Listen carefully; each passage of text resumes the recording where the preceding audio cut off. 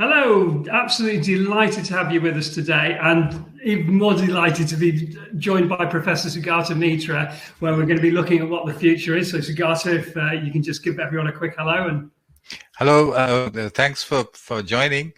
And this is something that I had been working on for a while, and then I spoke to Osiris, and they very kindly set this webinar up.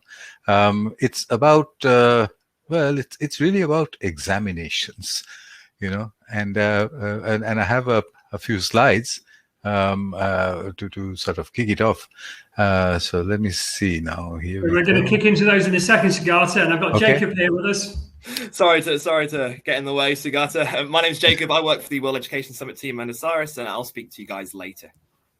Fantastic. And so Sugata in a unique position, as if anyone hadn't heard of him. But I mean, you've worked in the UK, across in the US, across in India, Cambodia, and a lot of other countries in the world, I believe. Yeah, everywhere, really. I met a lot of children, which I'm extremely happy about. I mean, I don't think people. I know many people who have met children in all the 5 continents for substantial periods of time and heard their voices and what they had to say, and it's just amazing. Both the similarities and the differences, both are amazing. So, wow. Hopefully we can explore some of those as we work our way through. As you said, we're looking at examinations, assessments, and I guess everything then that encompasses and brings into that equation. So it's exciting time. So from the hole in the wall to I think we're going forward to a normal, and what a normal might look like if there ever is going to be another normal. Yeah, well, I mean, there has to be. I mean, we have to. I started off this entire chain of thought which led up to this webinar actually started off when I was listening to TV in England, in India, on planes, everywhere. And I kept hearing these words, when we go back to normal, and it kind of sounds fine. I mean, even I want to go back to normal, what does that mean? But then I thought, well, what exactly does it mean? When you say go back to normal. Well, I'm in Gateshead, England right now. I live here at least half the year. Go back to normal. Oh, before the pandemic, you guess what? I could walk down the road. I could go into a famous institution called Greg's, and I could actually have a pasty. Now, if you know what I mean, it's some horribly deep fried thing, which is really very tasty. So was that normal then? So we'll go back to normal. Is that what I'll do? Or will it be India, where go back to normal was to be able to walk around, without a mask, of course, and to eat golgappas. Now, I bet none of you know what a golgappa is, except for the ones who are from India. I won't even tell you. You can Google it one day. But, between Greg's and golgappas was my normal. So I started to examine what does go back to normal mean? And I quickly came to this conclusion that you can't actually go back, right? You can't go back in time. It's really unfortunate. It's a cruel joke that nature has perpetrated on us. We can't go back in time, So then go back doesn't mean very much. Go back to normal. So what is normal then? So then I thought, normal is what, it's normal. It's what everybody does. So, and how do we know what everybody does? I mean, are you talking about, are you talking about northeastern England? Do we know what everybody does? Are you talking about Salt Lake, Calcutta? Well, we know. No, but what if I was to talk about, northern Norway? Is their normal the same as my normal? Well, I guess it's a bit colder, so I don't know. So then I thought, well, going back is not possible. And there doesn't seem to be a normal that you can go back to. So what does going back to normal mean? Well, what I came back with, what I came with was to say, we can go forward. Nature doesn't stop us from going forward. In fact, you have to go forward in time, whether you want to or not. So going forward is okay. We can start our sentence with going forward. And going forward to what? Well, to what everybody will do in the future. And what everybody will do in the future has to be normal. So going forward to normal. So that's about all we can do. So this talk was called Going Forward to Normal. Remember, schools are opening everywhere. Here's a school that's opened in Israel, actually. They've gone back to normal. What are they wearing on their faces? Oh, masks. Oh, come on. That wasn't there. No, that's just a little bit in addition to what was normal. You see what I mean? These children are in another time, in another normal. And that's where we're all going, one way or the other. But is that how it's supposed to be? Well, let's just take a quick look at a few ideas. Well, my work, I won't spend, I promise you I won't spend more than a minute on this. I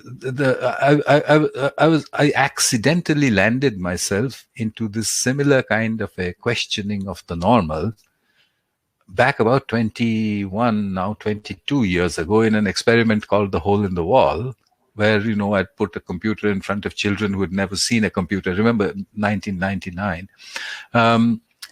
And people said, but that's not normal. I mean, what will they do with it? Well, they did a lot of things with it. That story is well known. It's called the Hole in the Wall experiment.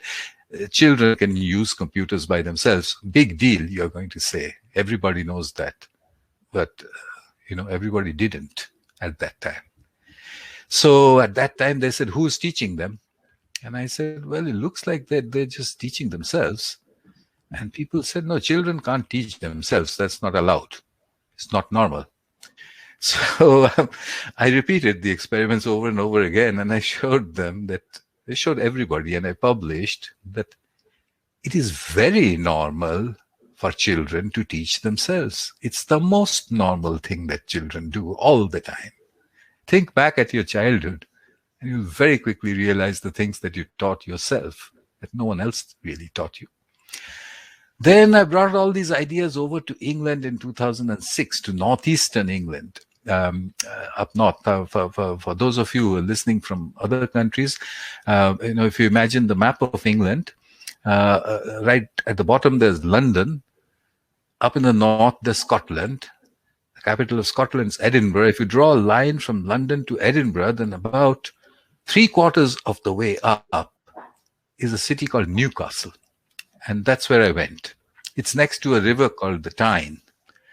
And across the river from Newcastle is a town called Gateshead. It so happens that the people in Gateshead are not terribly rich. I mean, it's a kind of a understatement. They're actually not rich at all. Well, most of them, not all of them, and they have children, and these children go to school, and it's kind of a middle class area of Britain. Very pretty. I lived there. I went to those schools, and I brought the ideas from the Hole in the Wall, and I asked the children to learn things by themselves, just by asking the questions. I would ask them a question like, I remember one of the first questions I asked them was, what would happen if they did not cut their nails? And they said, they were 9 years old. They said, then, it would grow. The nails would grow. And I said, grow for how long? Oh, they said, they'll keep growing. And I said, you mean it'll grow out of your fingers, out through the window into the garden? And they said, no, come on. I mean, it doesn't grow like that. So I said, it'll grow for a while and then it'll stop growing. Is that what you're saying? And then they became a bit silent and they said, do you know? And I said, no, honestly, I don't actually. So, but then why don't you look up the internet? This was back in 2006. And the children of Gateshead said, that's not allowed. I said, what? They said, no, you can't do all the, you can't do web surfing on the inside the classroom. I spoke to the principal, this very kind lady, and she came in and she said, I still remember, she said, as long as the professor is inside this room, you just do what he says, okay? I said, all right. So they looked up the internet. And very quickly, they told me all about calcium, the deposits of calcium on the nails, how they're used to defend ourselves, etc., etc. I was amazed. It formed, we made out of that experiment what's called a self-organized learning environment. Give them the question, give them the internet, leave them alone. That's all. Came back to India, back again in 2010 or so, with the ideas from England. And everybody said, wow, that's fantastic, but who is going to give them the questions in those remote areas? And I said, not to worry. We have a computer, we have the internet, and I will get you somebody who will raise the question. And on your screen, you see this, the third picture down the line. I brought in my colleague from Newcastle. Sorry. Wait. Okay. No, I was just saying this picture. There's a series of pictures there. The first one on the top left-hand corner is the hole in the wall. The second one after that is one of the self-organized learning environments, Gates said. The third is my colleague, Pauline Dixon, whom I beamed in from Newcastle into Hyderabad, a city down south in India, and she raised the questions for the children to answer. And then finally, years passed, the self-organized learning environment settled down, but nothing went mainline, nothing at all, because everybody said, what about the GCSE? What about the CBSE in India? What about the school living? This is fun for 9-year-olds, but as soon as they get a bit older, we're going to stop the internet. And they're going to memorize the stuff that they have to write down in the exams. You all know that story. You've been through it. So the self-organized learning environment basically relies on a big question that you ask a group. The children research it in groups, not one child to every computer, but about 4 or 5 children to each computer. The groups then come back and report. Now you might say, why not one child to a computer? It's England after all. There's plenty of money to give one child to each one computer to each child. But remember the hole in the wall. It was 50 children to a computer. And if I had given them 50 computers, we wouldn't have got the results we got. The answer lay in the groups. So researching in groups, the groups give their reports, you summarize, and the learning just happens. It can even be a question to which you don't know the answer. Imagine a teacher dealing with a subject she doesn't know. It's possible. So then, the self-organizing learning environment started spreading through England. And then people listened to what I was doing. They visited those schools, and suddenly the action moved to southern Australia, to the state of Victoria. And schools started picking up over there and saying, well, this is cool. This is cool. They said, if you, the teachers said, if I haven't prepared for a lesson, just do a soul, man. Everything will work out fine. It spread from southern Australia into Latin America, Spain, Argentina, Mexico, Brazil. I was just watching, I wasn't doing anything. I wasn't doing this. This was just happening by itself. And then finally it moved into the United States. And, the US can be very slow to move sometimes, but when it moves like King Kong. 10,000 teachers started blogging saying we're using souls. Okay. A friend of mine, Dr. Jeff McClellan, started a website called Start Soul. You can look it up.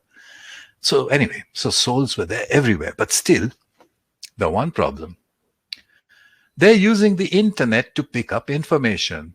So how is that learning? How will they answer an exam? Well, I said, what did they have to do in the exam? Well, they have to answer questions. Well, why don't you give them their phones back? No, that's not allowed. That's not learning. They've got to, answer it from their heads. Okay.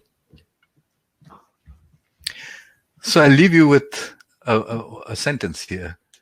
Do not teach learners what they can learn by themselves. I mean, what can be simpler than that? The question is, how do you know what they can learn by themselves? Well, let me tell you, 21 years of experiments have shown that groups of unsupervised children given the internet can learn just about anything by themselves. Anything. And I was going to guess the more wicked the problem and the more complex it is, the more demanding it is. The more demanding that, and then you might say, well, what about, you mean to say 9-year-olds are going to learn quantum physics? Well, they do in their own 9-year-old way. Okay. And this is an actual example from Gateshead again, when I'd asked them to do quantum physics, for heaven's sake, in 9-year-olds. And they came back and said, Sugata, did you know that things can be in two places at the same time? I said, no, they can't. I do not believe this. And they said, yes, they can. Have you not heard of quantum entanglement? And this was 40 minutes after I'd given them the question. And you're a professor of physics initially. That's what. So anyway, so what does all this mean? It simply means you need to know when you need to know. This is the big change of our times now. It wasn't that way when I was a kid, when I was a child, and when many of you were children. At that time, you needed to know just in case you ever you needed to use that knowledge. So they taught you trigonometry and history and geography and everything, hoping that it'll all get stuck inside your head. And one day, if you need it, pull it out of your head and solve a problem. Why? Because you can't carry your teachers with you, and you can't carry your libraries with you, and you can't carry your books with you, and all of that. Oh, but then we can, in our pockets. We can carry everything there is, everything that humanity knows, you can carry in your pocket. So, isn't that going to make education different? But nobody seems to think so. I mean, look at this guy on the screen. He's looking up a place on the map. All of us do that all the time. You don't have to memorize places. You don't have to remember where places are. But then if you go and say that to anybody, they say, that's terrible. I mean, you're going to go around with a blank head. No, you don't. If you look up the internet once, you know what you looked up, and you don't look up the same question twice. Okay? If it's a big, important question, you remember it. So you need to know when you need to know. Then about 5, maybe 6 years ago, I started to say, why don't we allow children to use the internet during examinations? Everybody's completely aghast. And they said, that is cheating. Cheating? I said, you mean every time you look up Google, you're cheating? That means all of us here in this conference, we're all cheating? We're all cheaters? We cheat all the time? No, that's not the same thing. I mean, we're grown up. When we look up things. But when you're a child, you must never look up anything, okay? You must know it. That didn't make any sense at all to me. This is like when I was at school, Sugata, and calculators had come out, and we weren't allowed to use calculators. I know, you couldn't use a calculator. You still use the slide rule and the cosine books and things, yeah. Eventually they submitted and said, one exam you can't use it, but the other one you can. I remember those days. Yeah. And actually there's a very curious little story in that, which is, who allowed children to use logarithm tables and meter rulers and dividers and compasses and everything? The Victorians did. In the 19th century. In the 19th century, the Victorians allowed the children to use the state-of-the-art technology that they would need to solve problems. They didn't say it's illegal to bring log tables into the classroom. But today, I don't know what happened. We went backwards and we said, you can't bring the internet into the classroom. I think if I could get a Victorian gentleman back, a Victorian headmaster back today, and show him what's happening, he might say, "Have you guys gone mad or what?" I mean, yeah. Well, it's weird because we look at technology. Obviously, it's in your big yeah, area. that's what. Good friend of ours, John Hattie, will always say it's the 50-year revolution that's never really revolutionised anything in education. And it seems to have in every other domain. Well, I mean, let me just go back one step to this one. Allow the use of the internet. So when I said it over and over and over and again, and nobody did, well, finally the pandemic came and it stopped all the exams. When it stopped all the exams, then people said, "Where's that guy who used to say that you can use the internet for exams?" Well, I was in Calcutta. I was stuck during the pandemic. So I said, "I am in Calcutta." And they said, "Oh, Calcutta. Do you have internet there?" And I said, "Yeah, just a measly 200 megabit per second at about less than 4 pounds a month." So that's what it was. Anyway, so I got on the internet again, and they said, "Well, what's happening, etc., etc." Cut the long story short, the government of Israel said, "This is serious stuff. We have to find out what happens if we allow the internet during exams." Now, this is the first time that I'm talking about this to anyone, okay? Because those results just came in 3 days ago. And we're writing it up as a paper, so I can't tell you too much about it. But the Israel experiment took 700 children and gave them the internet during examinations on 8 different subjects. And then they broke them up into control groups and experimental groups, and one group could use the internet, the other group couldn't. They made all the different, comparisons and everything, and they go, what did they find? I'll give you the one-word answer: nothing. The difference between the scores of the children using the internet during the exam and the scores of the children not using the internet exams was less than about 5%. You think that the guy who is going to get a 40 is going to get 100 instead if they have the internet? Sorry. With difficulty, she'll get 43. Okay. So that is, I think, an enormous finding. I know we're going to go through hell trying to get this published, but I'm going to give it a shot. Good. Well, it's out there now anyway. It's out there. It's out there. As you said, it can't go back to an old normal. The numbers are out there. There was something else that I had been saying for many years, which is to say that to find out how good a student is, the easiest way is to ask the teacher. And everybody thought again that's, well, it's true, but it's kind of stupid. So I said, instead of making the child sit through a 3-hour examination on mathematics, why not ask the mathematics teacher who has seen her for the last, 10 years, how good is she? How good is this girl at mathematics? And she said, well, okay, about maybe 50-50, and that's it.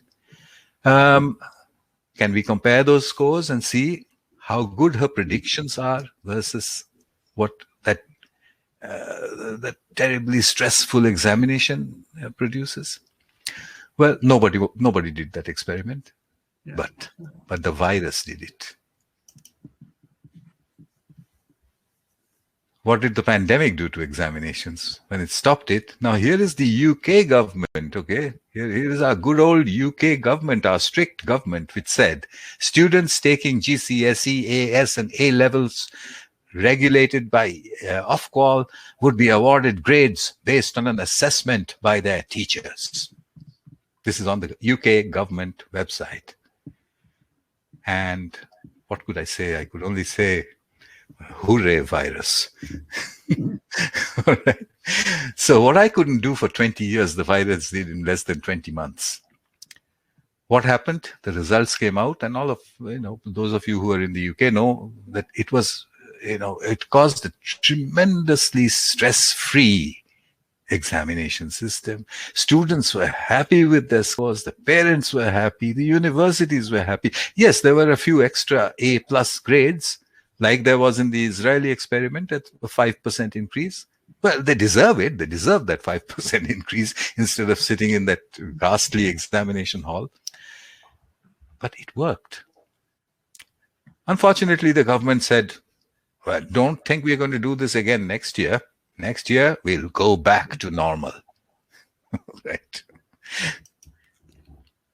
So that's what I wanted to tell you about. And for background, there are 3 books. Okay, there's an original book which has the history of the hole in the wall.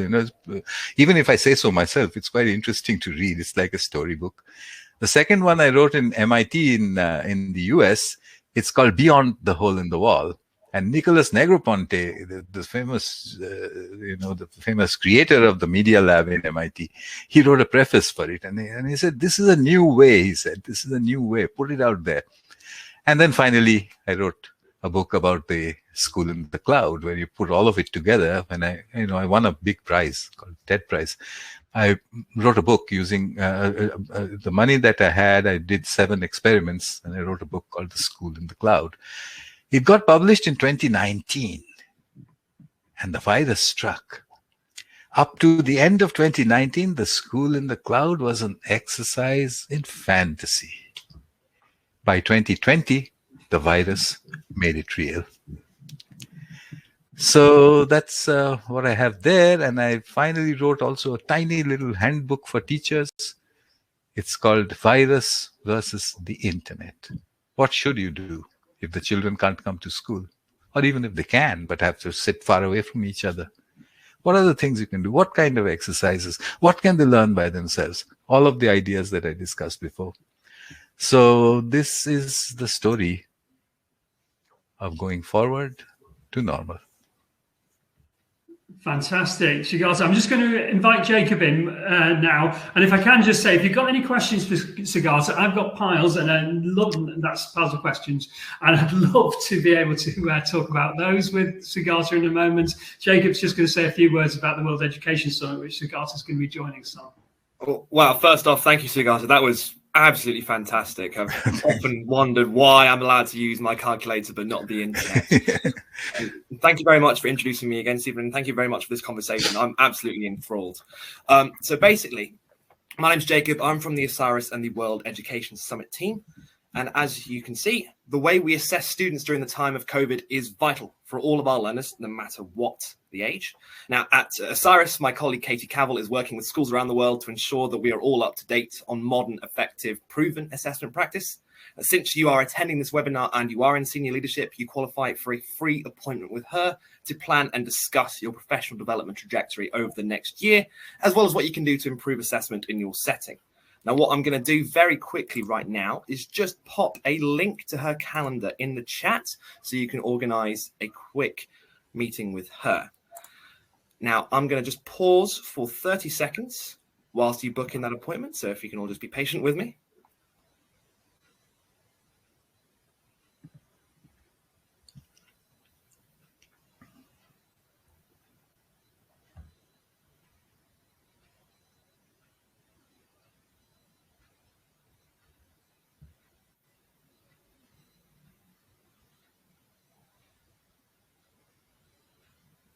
And thank you very much. And also in very exciting news, next week, as Stephen mentioned, we are launching the World Education Summit 2022, which Sugata will be attending. And hopefully we'll hear more about the Israeli experiment. So if you'd like to book onto that, please let Katie know when you meet her, or I'll give you a call afterwards and we can discuss your attendance. So thank you very much. And I'm going to be listening to these questions very, very intently. Thanks, Jacob, so much. Let's dive straight in there then. So we talked about when ready testing, Sugata, because I think everyone's going to say, look, we need something in maths or something in English. And I think it was Tim Brighouse originally who came up with the concept of when ready testing. Why don't we do it like the music grades? Now, presumably the technology is available. Yeah, I mean, the only question is that who decides when you're ready? So, you need to have a schedule, and you do need to have some form of evaluation. I have no objections to that. All I'm saying is that the nature of the evaluation should be to figure out how ready you are, as opposed to pass or fail. So would you see that as being the pupil's job, or that would be the teacher's job? I'm asking in terms of, and John Hattie, one of the biggest effect sizes he would say would be the assessment capability of the learners themselves to know when they're ready to do it, and that's certainly fitting with the critical disposition. Yeah. Well, I mean, I would go along with John Hattie, who incidentally wrote the preface to my book called The School in the Cloud. He wrote the preface there. So anyway, John Hattie does say that students would be able to tell you when they can be tested. I mean, imagine a situation where you're a child, you're trying to ride a bicycle, and I tell you that I'm going to test you for it. I could either tell you I'm going to test you for it after 7 days, or I could say I'm going to test you for it whenever you say that you know how to ride the bike. So one child might come up 2 days later and say, I know how to do it. And another child might, after 7 days, say, don't test me now, I need more practice. What's wrong with that? You know? Well, and similarly within the music exams, you'll have either you pass, a merit, or a distinction, and you can decide to practice or deliberately practice yourself up to what level you want. Absolutely. Before you sit it. Yeah. So, and then that's all about understanding what quality you're producing then, and whether it's a race through these things or whether it's actually the enjoyment of the moment of the day. Yeah, that's what that is what. And also, what is it that we want to measure? I think it's not so much your knowledge of history as your ability to comprehend history given a question. I would put it that way. So I've actually got 3 skills in mind: computing, how to ask the internet the right question. That's the first one. Now, having asked the right question, the internet will produce its whole enormous amount of stuff. How do you comprehend what you should be reading, what you shouldn't be reading? That's a fantastic skill that all of us need all the time. And many adults don't have the right one. They just look up the first Google hit and, read it out. So comprehension is the second skill. And finally, once you have looked it up and comprehended hopefully the right answer, you should be able to communicate it to somebody else in your words. So the third skill is communication. Think of it this way. If you're looking for someone for a job today, 21st century, and this young man or woman comes in and you say, well, you applied for the job of a pharmacist. Do you know a lot about medicines? And she says, no, but I know how to look it up. As opposed to another girl who says, yes, I have memorized the names of all the medicines that this shop has. And you would then say to the second girl, but tomorrow we're going to get a new stock of medicines and there'll be several that you haven't memorized. So what are you going to do?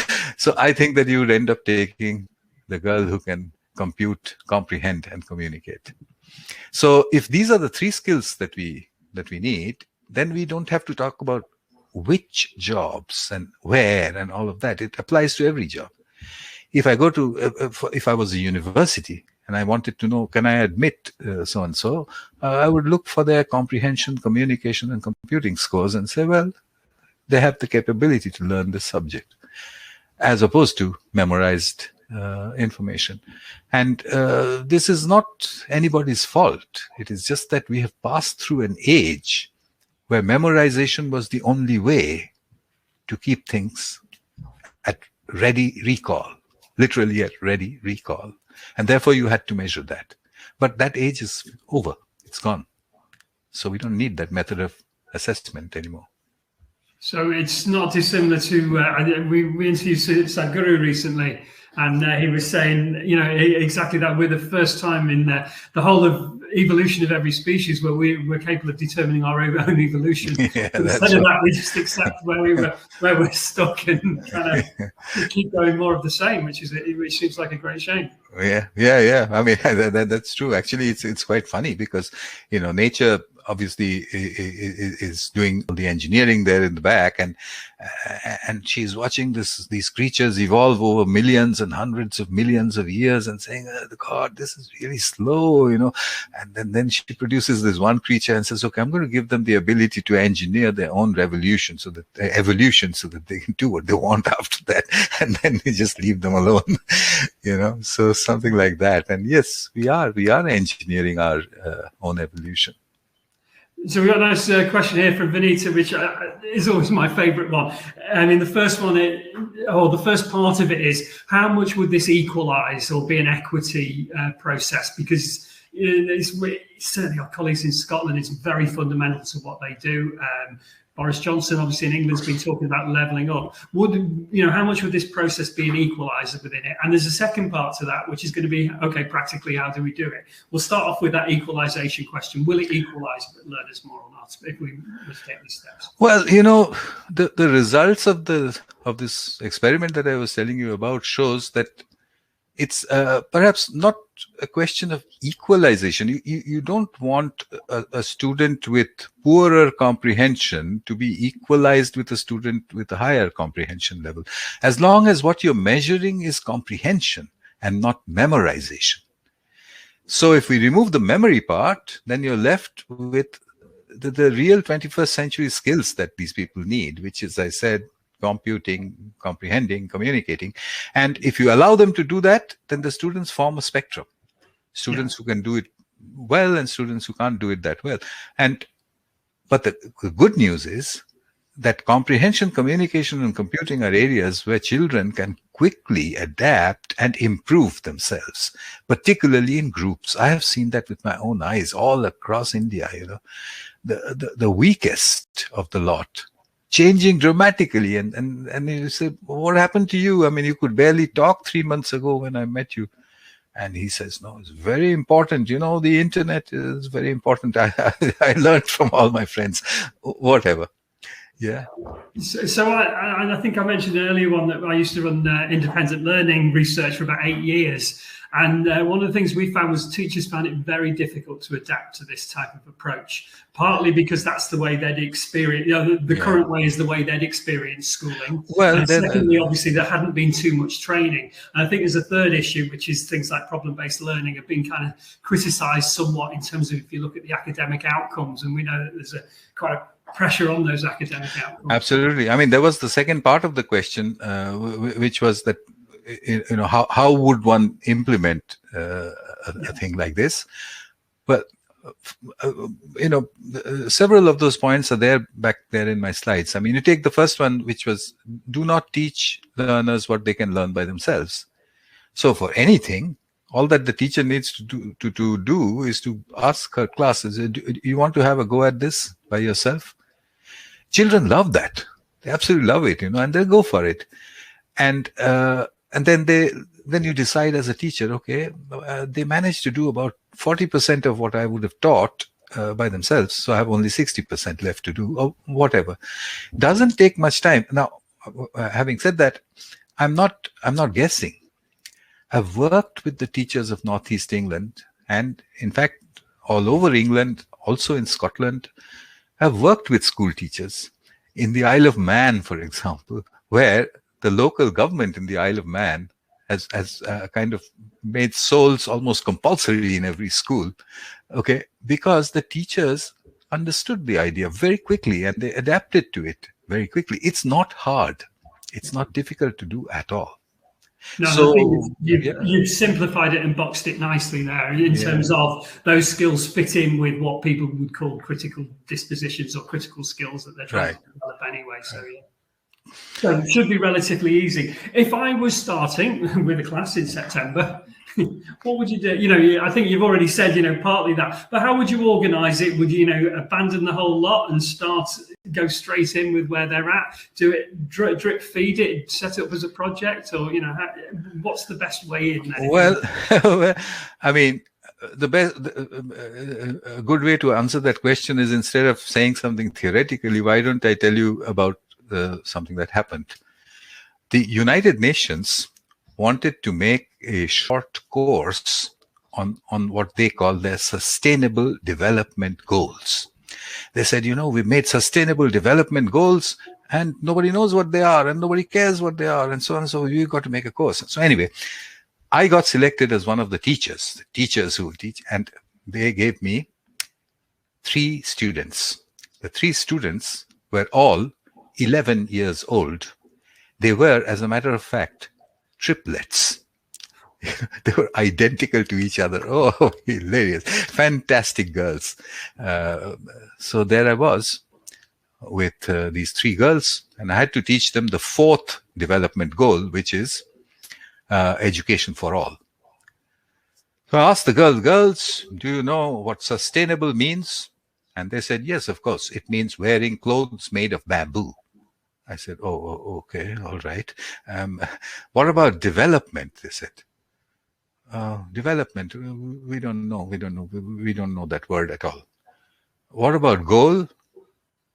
Goal. Oh yeah, that's what they have that in football, they said. I said, correct. So sustainable. So does sustainable development goal mean playing football wearing clothes made of bamboo, do you think? And they started laughing. And then we took off from there. It took about 3 hours. At the end of 3 hours, one of the girls sat straight up and said, why didn't you tell us before? Everybody has to go to school. I mean, it's so obvious. I said, yes. And I knew my job was done. So I didn't teach them a thing. I just asked them questions.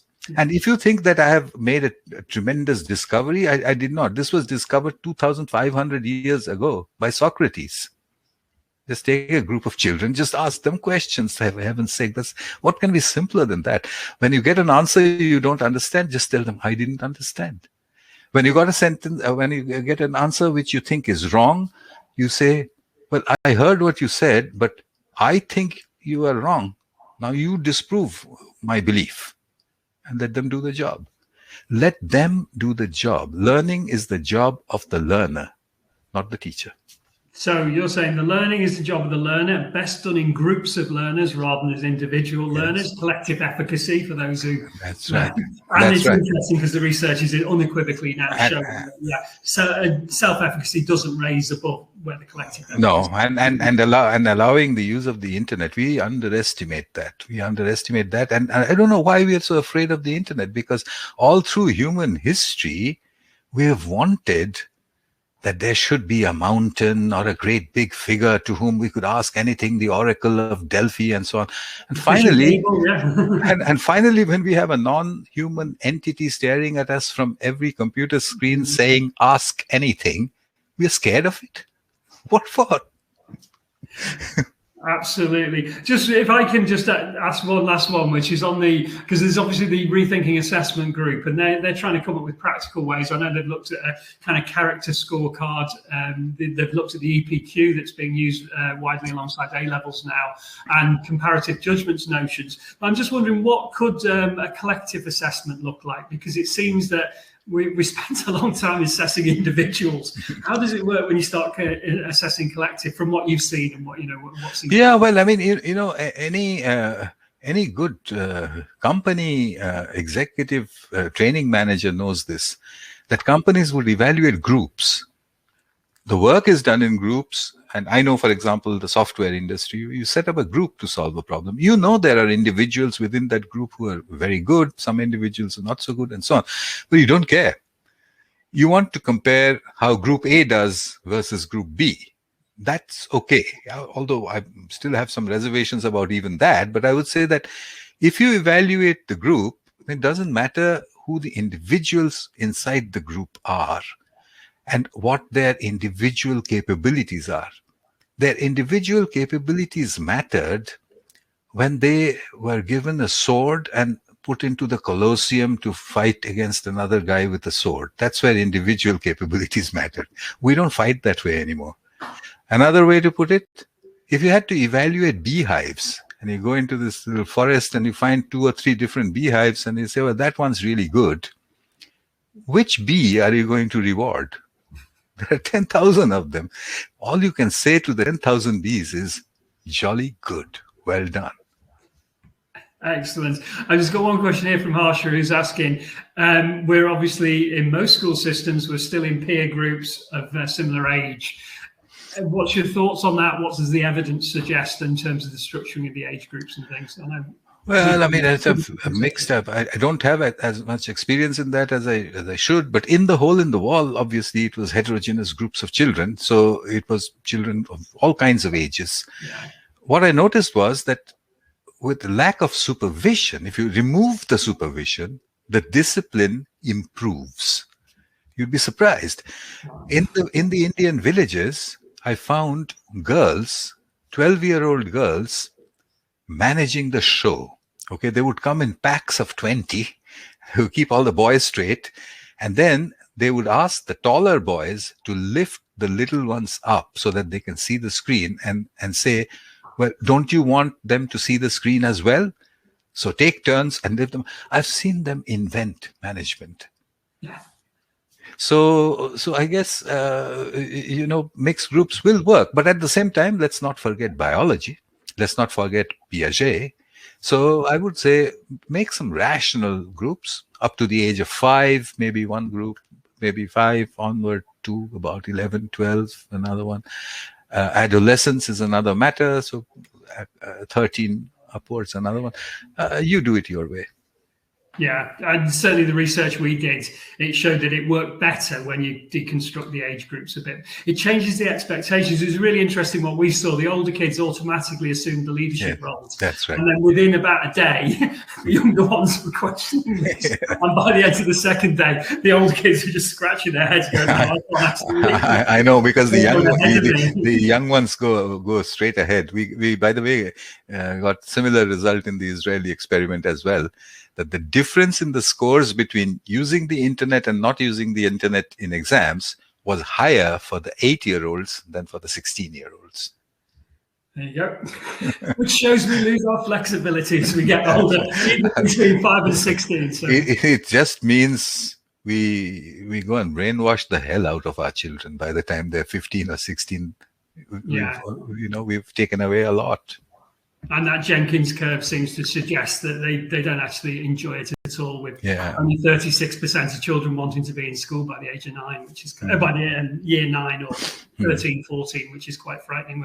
We're putting them off by over formalizing it. So yeah, lots to think about there. Well, thank you so much for everyone who's joined us today. That's been a fascinating discussion. I think this is just the start of the conversation. As I say, the Rethinking Education group are there, big education group. Lots of these groups are joining us at West 22, where we'll be taking this further and saying, what can we tangibly actually do and offer out here? Because it is the chance, as you suggested there, with no normal now established. What happens in England, just for example, when we go back to normal exams and the exam pass rate drops? Yeah, I know. Is that the education minister leaving, or are we going to push them? Are we going to have? It just seems a little bit crazy. And I think that interpretation. So I'm just remembering those 3 C's. If there's one takeaway here, what are the 3 C's? Yeah, compute. What is it we're actually trying to achieve here? Get some real clarity on it. Comprehend.